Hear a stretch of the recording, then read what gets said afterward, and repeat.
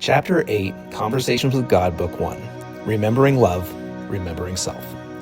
This chapter explores one of the most misunderstood aspects of human life, relationships and love. It pulls the curtain back on what we think we're doing in love, what we're actually doing, and what we could be doing if we aligned with the truth of who we really are. Let's start here. The work of the soul is to wake yourself up. The work of God is to wake everybody else up. Most people enter into relationships with an eye toward what they can get rather than what they can give. They want to end loneliness, fill a void, get love, receive attention, save their ego, distract from depression, or even prove something sexually. Some just want to relieve boredom. And while these desires seem innocent on the surface, they're rooted in fear and lack, which means the relationship begins in misalignment. When a relationship fails, it is only in the strict human sense. It didn't produce what we wanted. But relationships never truly fail. They simply reflect back to us what part of ourselves we were trying to find in another. We have made the other more important than the self. We've made their behavior the barometer of love.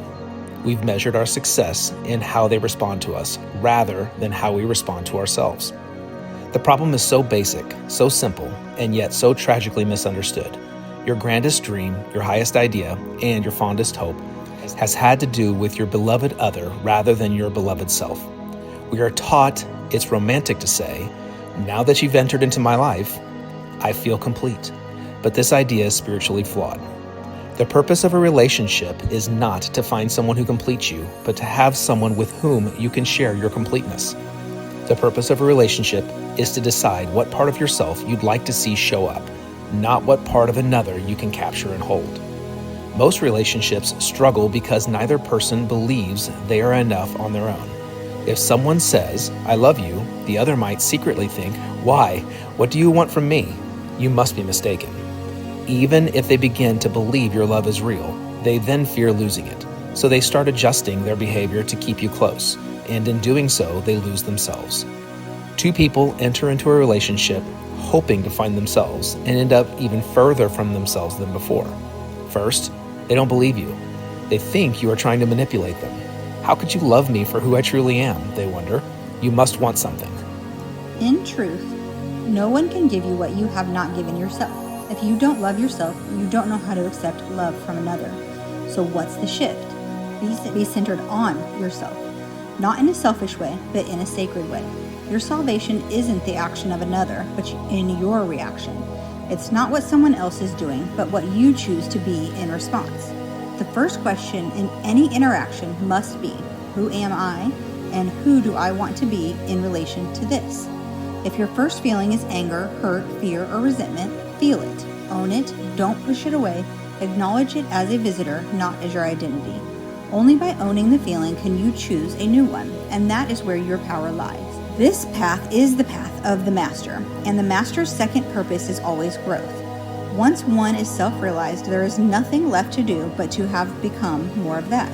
At this point, one moves from soul work to God work. What is the highest choice I can make in this moment? Not the most profitable, not the one with the least risk, but the one most in alignment with love. Those who live from the soul don't ask, how can I win? They ask, what would love do now? This is the only question that matters. She who asks the first says, I am my soul. He who asks the second says, I am my body. Even the church, despite its flaws, has it right in one area. Marriage is a sacrament not because of obligation, but because of its unequaled opportunity. An opportunity to be who you really are. An opportunity to love, to heal, to remember. Never do anything in a relationship out of duty or fear. Do it because it is an opportunity to express the divine within you. And before entering any relationship, make sure you are doing it for the right reason, right as aligned with your soul's highest purpose. If you and your partner agree that the purpose of your relationship is growth, full self-expression, lifting each other to your highest potential, shedding every false belief you've had about yourself, and reuniting with God through the communion of your two souls, then the relationship has already succeeded before it begins. Because you're no longer looking for a partner to complete you. You're seeking a partner with whom you can become more of who you already are. If you want guarantees in life, then you don't want life. You want rehearsals for a script that's already been written. And that's not what life is. Life is unscripted, real, alive. And when we live it from the soul, we become an invitation for others to remember who they are, not because we told them, but because we showed them. People tend to see in themselves what we see in them. The grander our vision, the grander their willingness to accept and display the part of them we have shown them. And that is the work of God. And so, the chapter closes full circle.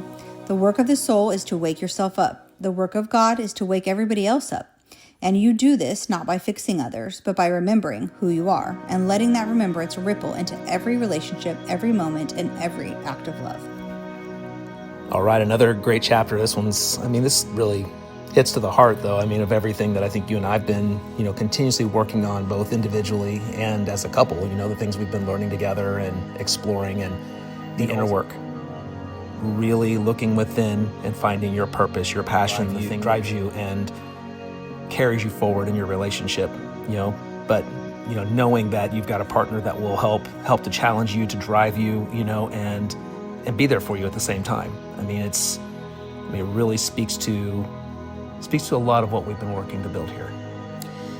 Yeah, and I think when you think about purpose, right? Like just your life's purpose, and you think about your self-purpose as, while you're here, I think I've never really thought about this before, but your self-purpose is to really truly feel that others can love you for who you truly are. And that self-worth, that you're worthy of love exactly as you are. And not having to change yourself for someone else. And then your soul's purpose is more of the aspect of remembering who you are and then spreading that message to other people to help them remember. So when you can think about life in what your purpose is, so many people are lost, right? Because they don't know what their purpose is. If you can narrow it down to literally, I think Matthew Kelly talks about being the best version of yourself is literally your whole life's purpose.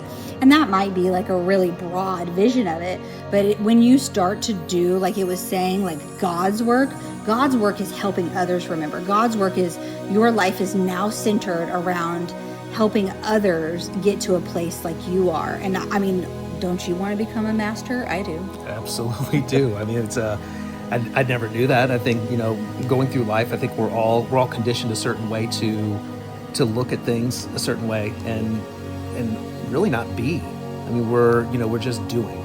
Constantly throughout our lives and being something, putting yourself out there in a way that does lift up others, puts others in a place where, even, the work I'm doing with You Matter movement, it's, my goal is not only to let other people know that they matter, that they belong, they're seen and heard and loved, but that they need to find that within themselves all at the same time. And, I think, you mentioned Matthew Kelly, but there's another book that was jumping out to me was The Untethered Soul, and the thoughts that get in your head that disrupt and interrupt that natural flow of self and make you question everything that's out there, and putting thoughts in your head as to what other people are thinking and how they perceive you. And it's like most of those people aren't even thinking about you at all.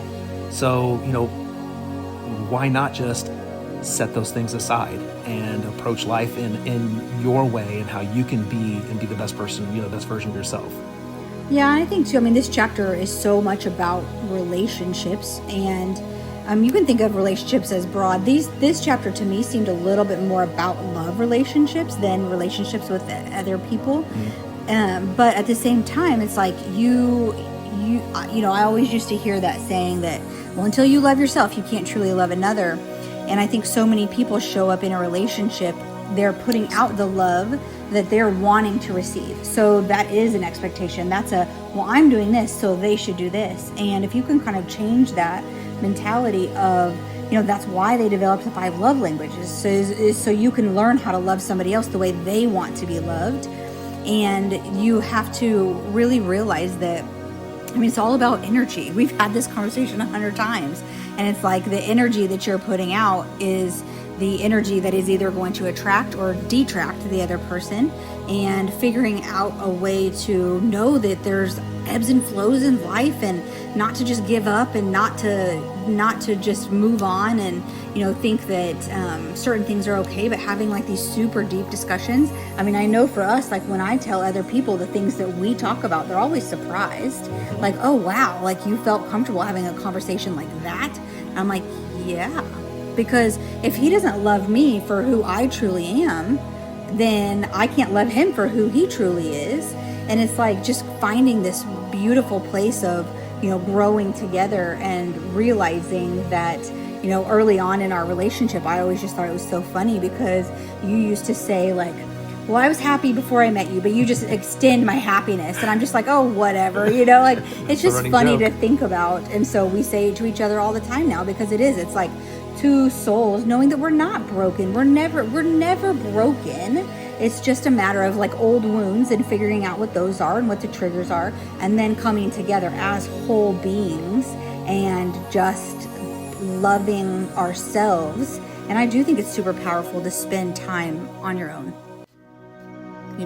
and it's very, very enlightening to have the time to meditate together, read together, but it's also really nice to have and do the self-work and really discover who you are, because I think that people that don't discover who they are will just kind of stay asleep and lost. Yeah, absolutely. I mean, fortunately, we both got to experience a little bit of that this past week, and I think it was a fantastic experience. And in many ways, especially, I think we talked last night, it's once I was there, it was the getting there and kind of getting to this place that was just so beautiful, and having just the stream behind that, the greatest sound effects, all that fantastic. And it was an opportunity just to be able to clear my mind of everything else that was going on. And and I think you got a chance to do a little bit of the same, maybe not much in as much of a natural serene environment, but definitely got a chance to step out and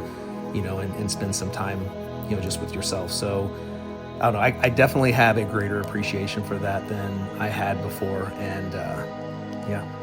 So on an ending note, maybe the challenge is to, what are you doing on a soul level to wake yourself up and remember who you are? And if you've already done that, what are you doing on a God level to help others wake up? Yeah, absolutely. Are you truly meditating to the extent that you're clearing your mind, that you're shutting down all the other thoughts, which is not an easy task sometimes. I mean, I'd say, just short of half the time I'm meditating, it's other thoughts floating in that you spend more time shutting those thoughts out. But are you truly clearing your mind to let your imagination run free? Right. And it takes practice, but I would say meditation is the absolute number one thing that I've done over the last 10 years that has helped me. Finding that as well. Find myself. So, yeah. All right, everybody. Chapter 8. Thanks for listening.